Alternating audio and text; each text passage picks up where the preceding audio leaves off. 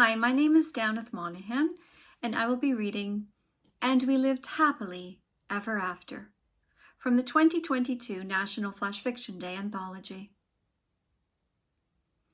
It didn't take me long to realize the marriage was a sham. When you discover your husband only loves you for one thing, you don't stick around. To be fair, it was two things: my feet, left and right. He called himself Prince Charming, but honestly, I struggled to find anything charming about his foot fetish. Not to mention that glass slippers are seriously uncomfortable. So before you could say bibbity bobbity boo, I hitched a ride on a pumpkin, hawked my jewels, and bought a beach house. Briar Rose contacted me a few months later. It's not my story to tell, but let's just say there was trouble in the bedroom. I guess when you've been asleep for 100 years, it's natural to associate a bed with slumber.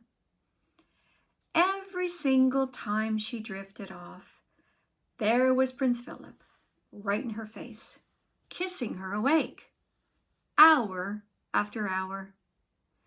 I get it. He couldn't help it. It was his destiny, yada, yada, yada. But the poor girl was exhausted. Besides, and it's not surprising given her name, she's really into gardening, which Phil did not get at all. He was a nightmare, constantly hacking down whatever Briar Rose planted. We weren't surprised when Ariel got in touch. We'd seen her viral tweet, "OMG, I'm floundering." It turns out Eric was just like all the other princes, completely brainwashed by the hype. He'd fallen in love with an exotic creature, but once he married Ariel, he grew bored pretty quickly.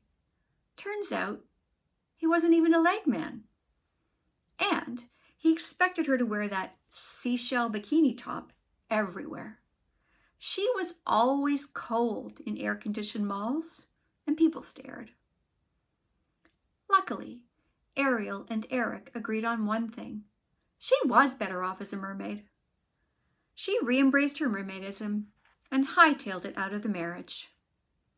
When Ariel joined us, I wondered where she'd sleep, but she spends most nights in the ocean.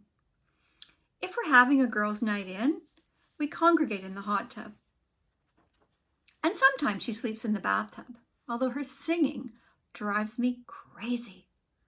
I envy Briar Rose. She can sleep through almost anything. Most evenings, we pop the cork on a bottle of champagne and toast our freedom. Tonight will be extra magical because we're adding a fourth glass to the tray. Belle has decided to join our group. She texted me a few minutes ago. "Sorry, running late, trying to decide which books to bring with me. Any requests? Belle, XX. I texted back immediately. No fairy tales. XX.